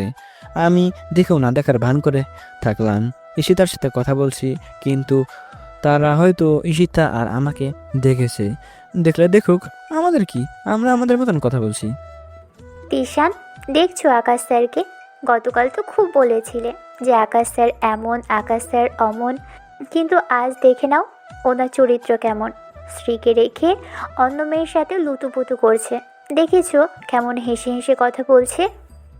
মায়া, তোমার কথা শুনে খুব হাসিই পাচ্ছে। আমার কথা শুনে হাসি পাচ্ছে মানে কি? হাসি পাবে না তো কি করবে? তুমি কি ওনাকে স্বামী হিসেবে মানতে পেরেছো যে উনি তোমার সাথে লুতুপুতু করবে? না, ওনার মতন লোককে কখনোই আমি স্বামী হিসেবে মানব না। তাহলে কোন কথার ভিত্তিতে এসব বলছো? নিজেই যখন স্বামী হিসেবে মানো না, তাহলে তোমার এত লাগছে কেন? তুমি যদি স্বামী হিসেবে মানতে, তাহলে তো উনি আর অন্য মেয়ের সাথে বসে আড্ডা দিত না। স্বামী হিসেবে মানি আর নাই মানি, কিন্তু উনি অন্য মেয়ের সাথে বসে বসে হাসাহাসি করছে কেন? ওনার তো বউ আছে ঘরে। সেই প্রশ্নটা যদি আমি তোমাকে করি, তোমারও তো স্বামী আছে, তাহলে তুমি আমার সাথে বসে গল্প করছো কেন? তিশান, কি বলতে চাইছো তুমি? কিছুই না, আমি তোমাকে এটাই বোঝাতে চাইছি যে ঘরের বউ এই যখন স্বামীকে স্বামী হিসেবে মানে না, তাহলে অন্য মেয়ের সাথে সঙ্গ দেওয়াই স্বাভাবিক। না, উনি অন্য মেয়ের সাথে সঙ্গ দিতে পারবে না। তুমি একটু বসো, আমি শুনে আসি ওনারা কি কথা বলছেন। মায়া গিয়ে ক্যান্টিনের পাশে একটা গাছের নিচে দাঁড়িয়ে দাঁড়িয়ে শোনার চেষ্টা করছে যে ওদের মধ্যে কি কথা হচ্ছে। তো বলো ঈশিতা, আজ হঠাৎ তুমি এখানে? আকাশ, তুমি কেমন যেন হয়ে গেছো। আগের মতো ফোন দাও না, আগের মতন কথা বলো না। কি হয়েছে তোমার? তুমি কি বুঝো না কিছু? ঈশিতা দেখো, আমি বুঝি না যে এমনটা না, সবটাই আমি বুঝি, কিন্তু তুমি ভালো করে জানো যে আমার বিয়ে হয়ে গেছে। তারপর তোমার সাথে যোগাযোগ রাখবো আমি কেন? আকাশ প্লিজ এভাবে বলো না, আমার খুব কষ্ট হয়। তুমি প্লিজ ওই মেয়েকে ছেড়ে দাও আর আমাকে বিয়ে করে নাও। ঈশিতা প্লিজ কান্না করো না। না, তুমি বলো যে তুমি ওই মেয়েকে ছেড়ে দিয়ে আমাকে বিয়ে করবে। সেটা বলতে পারবো না, তবে 6 মাস পর মায়াকে আমি ডিভোর্স দিয়ে দিব, তারপর তোমাকে নিয়ে ভেবে দেখবো। ভেবে দেখলে হবে না, আমাকে বিয়ে করতে হবে তোমার। আচ্ছা ঠিক আছে। আকাশের স্যারের মুখে হাঁ শুনে ঈশিতা খুশিতে আকাশকে জড়িয়ে ধরে। অন্যদিকে মায়া তো রেগে মেগে আগুন। ঈশিতার কথা শুনে মায়ার খুব গা জ্বলছে। সেই গিয়ে ঈশিতাকে টান দিয়ে আকাশের কাছ থেকে ছাড়িয়ে নেয় আর আকাশের কোলের মধ্যে উঠে বসে পড়ে। মায়ার কাণ্ড দেখে তো পুরাই এই মেয়ে, তোমার কত বড় সাহস, হ্যাঁ, যে তুমি আমার স্যারকে বিয়ে করতে চাও? এই মেয়ে, তুমি কে? আমি স্যারের বউ আর উনি আমার স্যার। তুমি ওর কোল থেকে নামো, আর বউটো বলা বাদ দাও। সে তোমাকে 6 মাস পর ডিভোর্স দিবে, তারপর আমাকে বিয়ে করবে। সো কোল থেকে নামো তুমি। এই শাকচুন্নি, তোর সাহস তো কম না, তুই আমাকে আমার স্যারের কোল থেকে নামতে বলিস? ভালোই ভালোই বলছি, তুমিও কোল থেকে নামো, না হয় টেনে হিসড়ে নামবো। নামা দেখি তুই আমাকে, তোর কত ক্ষমতা আমিও দেখব। ঈশিতার রেগে আমার কোল থেকে মায়াকে টান দিয়ে নামিয়ে ফেলে। মায়াও সেই খেপে যায়, সে তো ঈশিতার চুল ছিঁড়বে এমন অবস্থা। দাঁড়া শাকচুন্নি, তোর অবস্থা আমি 12টা বাজিয়ে ফেলবো। বলে ঈশিতাকে মারতে যায়। তখনই আকাশ স্যার মায়ের হাত ধরে ফেলে। এ মায়া, তোমার সমস্যাটা কি? হ্যাঁ, বুঝলাম না, কোন সাহসে অধিকার খাটাচ্ছ তুমি আমার উপরে? আমি কে তোমার? আমি আপনার উপর অধিকার খাটাবো কারণ আপনি আমার স্যার। থাপড়ে গাল লাল করে দেব। ভদ্রতা শেখার চেষ্টা করো, আর আমার কোনো কাজে ইন্টারফেয়ার করতে যেন না দেখি। এই সীতা চলো, এখানে সব পাগল ছাগলের কারখানা। মায়া সেখানেই বসে কান্না করে দেয়। তার ভিতরে যেন খুব লাগছে, তার স্যারের উপরে অন্য কেউ অধিকার খাটাচ্ছে। এটা যেন তার সহ্যই হচ্ছে না। তার কেন এমন হচ্ছে সেটা সে নিজেও জানে না। শুধু এইটুকু জানে যে স্যারটা শুধু তার একার, স্যারের ভাগ সে আর কাউকে দিবে না। মায়া উঠে সোজা ক্লাসরুমে চলে যায়, গিয়ে ব্যাগ নিয়ে সোজা বাসায় চলে যায়। ঈশিতা সরি, আসলে মেয়েটার মাথার সমস্যা আছে। বাদ দাও, আমি কিছু মনে করিনি। আর তাড়াতাড়ি ওকে ডিভোর্স দেওয়ার ব্যবস্থা করো। হ্যাঁ করছি। আচ্ছা আজ তুমি যাও, তোমার সাথে ফোনে কথা বলবো, এখন আমার ক্লাস করাতে হবে। আচ্ছা ঠিক আছে, ফোন দিও কিন্তু। আচ্ছা। তারপরে সীতা চলে যায় আর আমি ক্লাস করাতে চলে গেলাম। গিয়ে ক্লাস করাচ্ছিলাম, তখনই বাসা থেকে ফোন আসে। ফোনটা পকেট থেকে বের করে দেখলাম আম্মু ফোন দিয়েছে। রিসিভ করে, হ্যাঁ আম্মু বলো। তুই তাড়াতাড়ি বাসায় আয়, মায়া ঘরের সমস্ত কিছু ভেঙে চুরে লণ্ডভণ্ড করে ফেলেছে আর চেঁচিয়ে কি সব বলছে। সে ওর স্যারের ভাগ কাউকে দিবে না, ওকে আটকাতে গিয়েছিলাম। সে বলছে তুই যতক্ষণ না বাসায় আসবি ততক্ষণ সে এভাবে ভাঙচুর করবে। কি? আচ্ছা দাঁড়াও, আমি আসছি। তাড়াতাড়ি করে বাসা চলে গেলাম। গিয়ে দেখি পুরো ঘরের অবস্থা 12টা, আর আমার সবচাইতে পছন্দের ফটো ফ্রেমটা ভেঙে মাটিতে পড়ে আছে। এটা দেখে নিজেকে আর কন্ট্রোল করতে পারলাম না। আম্মু মায়া কোথায়? ওকে ওই রুমটাতে বন্দি করে রেখেছি।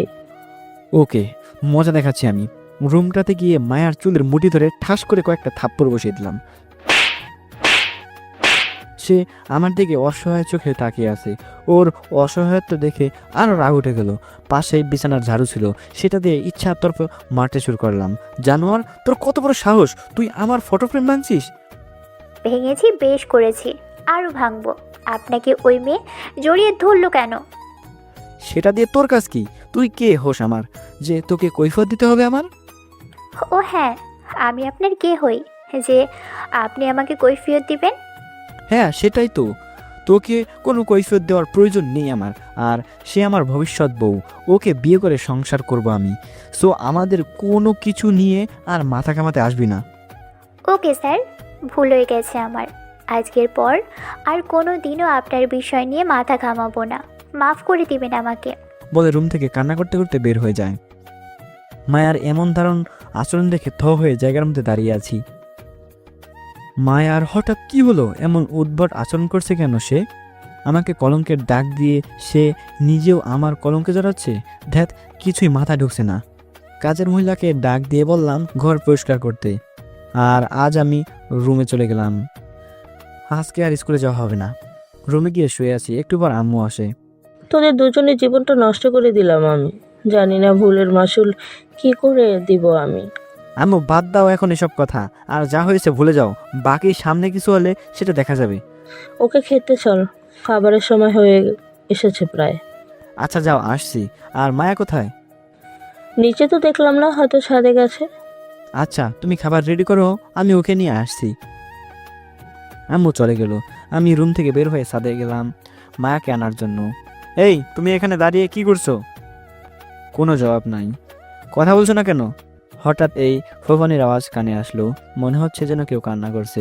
মায়ার কাছে যেতেই দেখতে পেলাম সে সাথে দাঁড়িয়ে দাঁড়িয়ে কান্না করছে।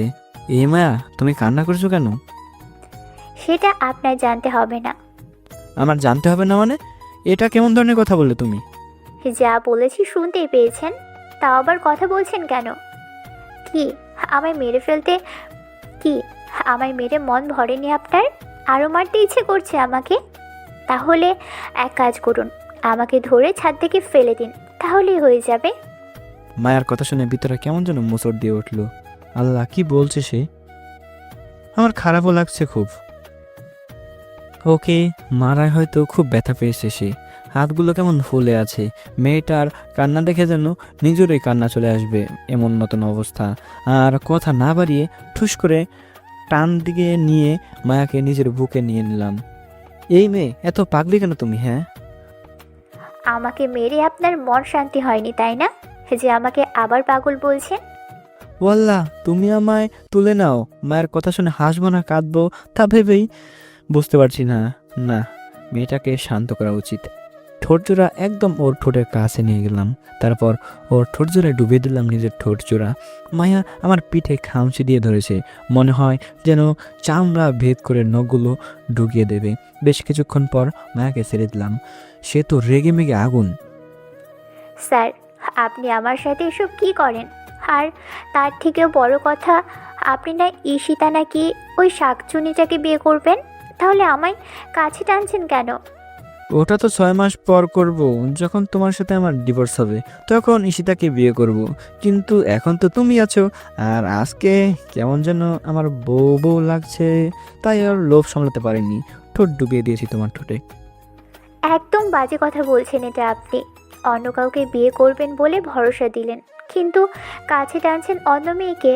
আপনার মতন খারাপ লোক আর একটাও দেখিনি। আমি আপনার সাথে আর কোনো দিনও কথা বলবো না। আচ্ছা বলতে হবে না, এখন খেতে চলো বলে মায়াকে কোলে তুলে নিলাম। কোলে নিয়ে মায়ের কপালে কয়েকটা চুম্বো এঁকে দিয়েছি, কিন্তু সে কিছুই বলেনি। আর আমিও কেমন যেন পাগল হয়ে যাচ্ছি। কী সব করছি আমি তার নিজেও জানি না। যে মেয়েকে বউ হিসাবে মানি না, সেই মেয়েকে উপরেই স্বামিত্ব ফেলাচ্ছি। আসলে আমার নজর খারাপ। মায়াকে নিচে নিয়ে গিয়ে ছেড়ে দিলাম। আম্মু হা হয়ে তাকিয়ে আছে আমাদের দিকে। সূর্য মনে হচ্ছে উল্টো দিশা ধরে উঠেছে আজ। বউকে কোলে করে নিচে নামানো হচ্ছে। আম্মু এমনিতে ওকে কোলে নিয়েছি, এছাড়া কিছুই না। এমনি হোক আর যাই হোক, কোলে তো নিয়েছিস। আম্মু, একদম মিথ্যা কথা বলছেন উনি। অনেক কিছুই করেছে উনি আমার সাথে। আমাকে জোর করে কোলে নিয়ে চুমো খেয়েছে। আপনি ওনাকে কিছু বলুন। আরে বৌমা, স্বামী স্ত্রী এমন একটু একটু আদর করে, তা নিয়ে এত মন খারাপ করার কি আছে? স্বামী না ছাই, আস্ত একটা জঙ্গলধারী হনুমান। হ্যাঁ। আচ্ছা থাক, হয়েছে হয়েছে, এবার বক বক না করে খেয়ে নে তোরা। খেয়ে দিয়ে মায়াকে নিয়ে উপরে চলে আসলাম। জানি না কেন জানি মেয়েটার উপরে অধিকার খাটাতে ইচ্ছা করছে খুব। কেমন যেন খুব কাছের মনে হচ্ছে মেয়েটাকে। যেমন বাবা তেমন কাজ, মনকে সায় দিলাম। না হয় মনের কথা মনে চেপে রাখলে ভিতরেই বিস্ফোরণ হবে। মায়া, তুমি একটু শুয়ে রেস্ট নাও। না, আমি ঘুমোবো না, আপনি ঘুমোন। না ঘুমালে কিন্তু আবার ঠোঁটে পাপ্পি দেওয়া শুরু করব। না না, আমি ঘুমোচ্ছি। তবে তার আগে একটা কথা বলে নিই, আপনি অনেক খারাপ একটা মানুষ। হাজারটা খারাপ স্বভাব আপনার ভিতরে বসবাস করে। হ্যাঁ আমি খারাপ, যাও সেটা মেনে নিলাম। এবার ঘুমিয়ে বিশ্রাম নাও, অনেক ধবল গেছে তোমার উপরে। শুয়ে আছি কিন্তু ঘুম আসছে না। মাথার ভিতর খালি একটা জিনিসই ঘুরপাক খাচ্ছে। যে মানুষটাকে আমি স্যারের চোখে দেখতাম, সেই মানুষটাকে নিয়ে এখন অন্যরকম ফিলিংস কেন হচ্ছে। মানুষটা যখন আমায় কাছে টানে, মুহূর্তের মধ্যেই যেন সমস্ত সম্পর্ক গুলিয়ে যায় আমার। মানুষটা যে আমার স্যার, সেটাই তখন মাথায় কাজ করে না। মানে মনে হয় যেন মানুষটা খালি আমার, ওনার সমস্ত কিছুই আমার। আমি একমাত্র নারী যে কিনা ওনার লাইফে থাকবো। কেউ আর আসতে পারবে না ওনার দুনিয়ায়। আজ আজ নিয়ে পরপর দুবার মানুষটা আমার ঠোঁট জোড়ায় উষ্ণ ছোঁয়া দিয়েছে। এতেই মনটা ছটফট করছে ওনার জন্য। যখন আরও কাছে টানবে, তখন কিভাবে সম্পর্কের বাঁধন টিকিয়ে রাখবো আমি? না, আর কিছু ভাবতে পারছি না আমি। যে করেই হোক ওনার থেকে দূরে সরে যেতে হবে আমাকে। না হয় ছাত্রী আর শিক্ষকের সম্পর্কটা যে এসবের মাঝেই গুলিয়ে যাবে। মায়াকে জড়িয়ে ধরে কখন যে ঘুমিয়ে গেছি তা নিজেও বলতে পারবো না। বিকাল 5টায় ঘুম ভেঙে যায়। ঘুম থেকে উঠে দেখি মায়া আমার দিকে ড্যাব ড্যাব করে তাকিয়ে আছে। কি হয়েছে, এভাবে তাকিয়ে আছো কেন? স্যার, আপনার কি মনে হচ্ছে না যে আপনি একটু অতিরিক্ত করছেন? না, আমার তো এমন মনে হচ্ছে না, কিন্তু কেন বলো তো? স্যার, আমি আপনার স্টুডেন্ট। আপনার সাথে আমার অনেক কিছু নিয়েই সীমাবদ্ধতা আছে। তারপরেও কিভাবে আপনি আমার শরীরকে নিজের বশে করেন? আপনি হয়তো ভুলে গেছেন যে আমি আপনার স্টুডেন্ট, কিন্তু আমি ভুলিনি যে আপনি আমার শিক্ষক। আমি যত পারি আপনার থেকে নিজেকে দূরে সরিয়ে রাখার চেষ্টা করছি, কিন্তু আপনি আপনি আপনার শরীরকে কাবু করতে পারছেন না। বারবার আমার শরীরে নিজের তৃপ্তি খুঁজে বেড়াচ্ছেন। এটা কিন্তু ঠিক না স্যার। মায়া, তুমি এভাবে বলছো কেন? তুমি আমার স্টুডেন্ট ছিলে আর এখনো আছো, সেটা আমি মানি, কিন্তু তোমার আর আমার তো বিয়ে হয়েছে। তুমি তো আমার বউ, তোমাকে একটু একটু তো আদর করতে পারি, তাই বলে এভাবে বলবে? স্যার, আপনার মনের মধ্যে ময়লা জমে গেছে। এত কিছু বলার পরেও আপনার মুখ থেকে এমন ধারা কথা আসে কি করে? বিয়ে করা বউকে আদর করলে সেটা দোষের কি? বিয়ে করেছেন ভালো কথা, কিন্তু আমি তো বলেই দিয়েছি যে এই বিয়ে মানি না। আর আপনিও তাতে সম্মতি দিয়েছেন। আর আমাদের মধ্যে 6 মাস পর ডিভোর্স দেওয়ার কথাও পাকাপোক্ত হয়েছে। তারপরেও কি করে আপনি আমাকে কাছে টানেন? কি বলবো বুঝে উঠতে পারছি না। মায়া তো আসলে ঠিক কথা বলেছে, ওর সাথে তো আমার অন্যরকম কথা হয়েছে, কিন্তু তারপরেও আমি ওর দিকে ঝুঁকে পড়েছি। এটা কথার খেলাফ হচ্ছে না। আজ থেকে নিজেকে গুটিয়ে রাখার চেষ্টা করব। মায়া, সরি। স্যার, আপনার সরি আপনার কাছে রাখুন। শুধু নিজেকে গুটিয়ে রাখেন আমার থেকে, তাতেই আমার হবে। মাঝে মাঝে আপনার জন্যেও আমার মনের মধ্যেও অনেকটা বদখাসলত চলে এসেছে। আমি চাই না আমার মধ্যে পুরোপুরিভাবে এই বদ অভ্যেস ঢুকে পড়ুক। আচ্ছা ঠিক আছে, তুমি যেমন চাও তেমনটাই হবে। আচ্ছা স্যার, আমি নিচে যাচ্ছি। মায়া নিচে চলে গেল। আমি সেখানে ঠায় বসে আছি। নিজের উপরেই নিজের ঘৃণা হচ্ছে। একটা স্কুলের টিচার কিভাবে এতটা নির্লজ্জ হতে পারে? যেখানে স্যার হিসেবে মান থাকার কথা আকাশে, সেখানে তার স্টুডেন্ট এই স্যারের নামে উল্টাপাল্টা বলছে। নিজের বিশ্বাসই হচ্ছে না যে মায়াকে নিজের করে পাবার খেয়াল কেমন করে মাথায় আসলো। মান সম্মান পুরো ধুলোয় মিশিয়ে দিলাম নিজের। না, এখন থেকে নিজেকে সংযত করার চেষ্টা করব। হ্যাঁ, হয়তো ভালো হয়ে গেছে, তাকে ভালো লাগা বললে ভুল হবে, ভালোই বেশি ফেলেছি তাকে, কিন্তু সব কিছুর ভিতরে তার দিক থেকে নিজেকে বিবেচনা করতে ভুলে গেছি। সে কি চায় তারও কি আমাকে ভালো লাগে কি না, না আজ থেকে ভেবেচিন্তে কাজ করতে হবে আমাকে। সেদিনের প্রতিজ্ঞাটা আবার করলাম, ওর থেকে একদম নিজেকে দূরে সরিয়ে ফেলবো। বাসা থেকে বের হয়ে গেলাম। বেশ রাত করে বাড়ি ফিরেছি। এসে দেখি মায়া বিছানায় ঘুমিয়ে আছে। ওকে ঘুমন্ত অবস্থায় দেখে ইচ্ছে করছিল কয়েকশো বার চুমু দিতে কপালে। পরক্ষণে মনে পড়লো যে আমি প্রতিজ্ঞা করেছি। ফিলিংসটা নিজের ভিতরেই জমিয়ে রাখলাম। ভিতরে বিস্ফোরণ হলে হোক, তাও নিজেকে সংযত করতে হবে আমাকে। সবাই গিয়ে ঘুমিয়ে পড়লাম। সকালবেলা উঠে রেডি হয়ে স্কুলে চলে গেলাম। রাতের কথাগুলি খালি কানে বাড়ি খাচ্ছিল, তাও ক্লাসে মন দিলাম। টিফিন ব্রেক দিয়েছে। ক্যান্টিনে গিয়ে মন মরা হয়ে বসে আছি। তিশানকে দেখলাম এদিকে আসছে। স্যার, কিছু কথা ছিল। হ্যাঁ বলো। স্যার, আপনি তো টেনশনে আছেন। আরে না। স্যার, চেহারা দেখেই বোঝা যাচ্ছে হ্যাঁ কি না। তবে একটা কথা বলি, আপনাকে স্যার হিসেবে খুব ভালোবাসি। ততটা ভালো আমি মায়াকেও বাসি না। আপনি একদম টেনশন করবেন না। আপনার আমানত আপনার কাছেই থাকবে। তার কোনো বরখেলাপ আমি করব না। আরে কি বলছো তিশান? সত্যি বলছি স্যার, মায়া ক্লাসে এসে আমার সাথে কথা বলেনি। আমিও তো তার সাথে আগ বাড়িয়ে কথা বলিনি। আর আমি বহু আগেই ভেবে নিয়েছি মায়াকে নিজের থেকে দূরে সরাবো। সেটা হয়তো এখন সম্ভব হবে। তিশানের কথা শুনে আসলে মনে হচ্ছে সে খুব ভালো একটা ছেলে। তিশান, তোমায় কি বলবো আমি জানি না। তুমি প্রথম মানুষ যে আমার মন পড়ে নিয়েছো। স্যার, মন পড়ার মানুষকে সেই শিক্ষাটা অর্জন করতে দিন, তখন সেও আপনার মন পড়তে পারবে। ওই যে দেখেন মায়া আসছে, আমি গেলাম, আপনারা কথা বলুন। তিশান চলে গেল। সে জানে না যে কাল আমাদের মধ্যে কি হয়েছে। আমি মায়াকে দেখেও না দেখার ভান করে গিয়ে বসে রইলাম। মায়া আমাকে অবাক করে দিয়ে আমার সামনে আসলো, এসে বসলো। এই যে স্যার, আপনার আর আমার জন্য বাসা থেকে নাস্তা বানিয়ে নিয়ে এসেছি, খেয়ে নিন এগুলো। মায়ার কথা শুনে চমকে গেলাম। এটাই কি সেই মায়া যে আমাকে রাতের বেলায় 1000 মাইল দূরে সরিয়ে দিয়েছে ওর থেকে? কোনো কথাই বললাম না, চুপচাপ খেয়ে নিলাম। স্যার, কালকের কথায় কিছু মনে করবেন না প্লিজ, আসলে মাথা ঠিক ছিল না। মায়ের কথা শুনে পুরাই থ হয়ে গেলাম। এখনকার কথাটা শুনে খালি একটাই কথা মনে হচ্ছে যে কালকের সব কথায় কি তাহলে কোনো ভিত্তি নাই? তার মানে কি সেও আমায় ভালোবাসে? না বাসলেও কি আমাকে ভালোবাসার সুযোগ দেবে? না হয় সে সরি বললো কেন? কি হলো, কথা বলছেন না যে? ও হ্যাঁ বলো। কি বললাম আপনাকে? আরে না, কালকের কথা কিছুই মনে করিনি আমি। মনে না করলেই ভালো। আচ্ছা, তিশানের সাথে আপনার কি কথা হলো? আসলে কথা হয়েছে বলতে কেমন আছি তা জিজ্ঞাসা করলো। আমার ব্যাপারে কিছু বলেনি? না, কি বলবে? আমি তো তাকে বলে দিয়েছি যে 6 মাস পর তার কাছে তোমায় ফিরিয়ে দিব। ও, মনটা খারাপ হয়ে গেল স্যারের কথা শুনে। কিন্তু কিন্তু কেন খারাপ হয়েছে তা নিজেও জানি না। আমার তো খুশি হওয়া উচিত, তা না হয়ে উল্টো মন খারাপ করে আছি আমি।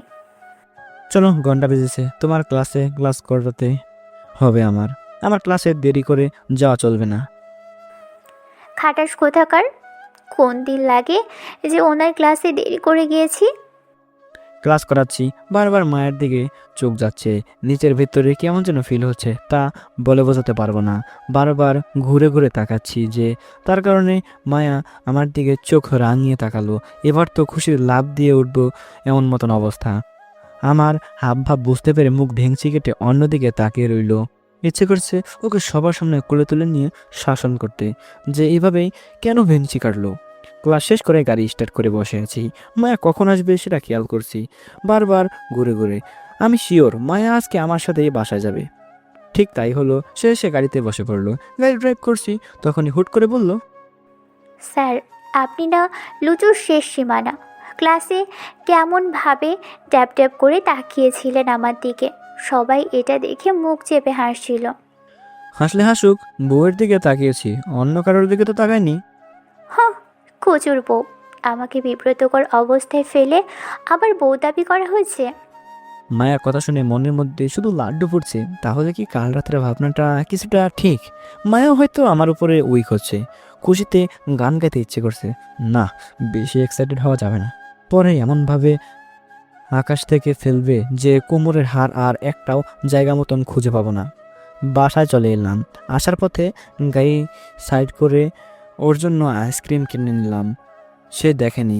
বাসায় এসে এগুলো ওর হাতে দিয়ে বললাম, এই নাও তোমার ফেভারিট আইসক্রিম। সে তো খুশিতে আমায় জড়িয়ে ধরলো। ভাবতে পারিনি যে সে এতটা খুশি হবে। না, কাল থেকে এই ট্রিক্স ট্রাই করব, কাজে লাগাবো। এভাবে মায়াকে ইমপ্রেস করতে লাগলাম। 3 দিন ভালোই যাচ্ছিল, তার সাথে ভালো একটা সম্পর্ক হয়ে উঠছে আমার। সোফাই থেকে খাটে প্রমোশন হয়েছে আমার। ভাবতে অবাক লাগে যে স্টুডেন্ট হয়ে স্যারের মনের মধ্যে রাজত্ব করছে। একদিন রাতের বেলায় মায়া শুয়ে আছে। সেদিনের ফ্রেন্ডদের সাথে আড্ডা দিয়ে রাত করে বাড়ি ফিরলাম। রুমে এসে দেখি মায়া শুয়ে আছে। ভেবেছি সে ঘুমিয়ে গেছে। আমিও হাত পা ধুয়ে শুয়ে পড়লাম। মায়াকে ডাক দিলাম, কিন্তু কোনো সারা শব্দ নাই। ঘুমিয়ে গেছে। এবার শিওর হলাম। আর কোনো কথা না বলে ওকে জড়িয়ে ধরে শুয়ে পড়লাম। এখন আর জড়িয়ে ধরলে সে মানা করে না, কারণ আমাদের মধ্যে অনেক ভালো সম্পর্ক হয়ে গেছে। ওকে জড়িয়ে ধরে ঘুমিয়ে পড়েছি। রাত 3টা বাজে। হঠাৎ মায়া চিৎকার চেঁচামেচি শুরু করে দিল। লাফিয়ে বিছানা থেকে উঠে পড়লাম। মায়া, কি হয়েছে তোমার?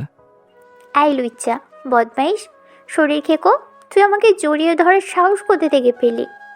মায়া, কি সব উল্টোপাল্টা বলছো? রোজই তো তোমাকে জড়িয়ে ধরি। রোজ জড়িয়ে ধরিস, কিন্তু আজ ধরলি কেন? কোন সাহসে তুই আমায় জড়িয়ে ধরলি? না শয়তান মাথায় ভর করেছে? কচি শরীর দেখে আর তোর তরস হয়েছে না, তাই না? তাই কাছে টেনে নিয়ে শরীরের স্বাদ নিতে চাস? মায়া, তোমার কি কিছু হয়েছে বলো তো? এই শরীর খেকো, তুই একটাও কথা বলবি না আমার সাথে। তোর চরিত্র খারাপ, লুচ্চা লম্পট কোথাকার। নিস্তব্ধ হয়ে তাকিয়ে আছি মায়ের দিকে। কী সব উল্টাপাল্টা বলছে সে? আমি নাকি শরীর খেকো? আমি নাকি কচি শরীরের লোভ সামলাতে পারছি না? এ কথা শোনার আগে মরে যাওয়াই ভালো ছিল। রাগে শরীর ফেটে যাচ্ছে। নিজের গায়েলেই ঠাস ঠাস করে দুটো থাপ্পড় দিয়ে দিলাম। আরে, এভাবে নিজেকে আঘাত করলে হবে না। মনে থাকার মতো করে আঘাত করতে হবে। নিচ থেকে জুতো তুলে আকাশের হাতে ধরিয়ে দিল। এটা দিয়ে মারলে মনে থাকবে। এরপর আর কাছে আসার ভূত চাপবে না মাথায়। মায়ার আচরণ দেখে অবাক চোখে তাকিয়ে আছি তার দিকে।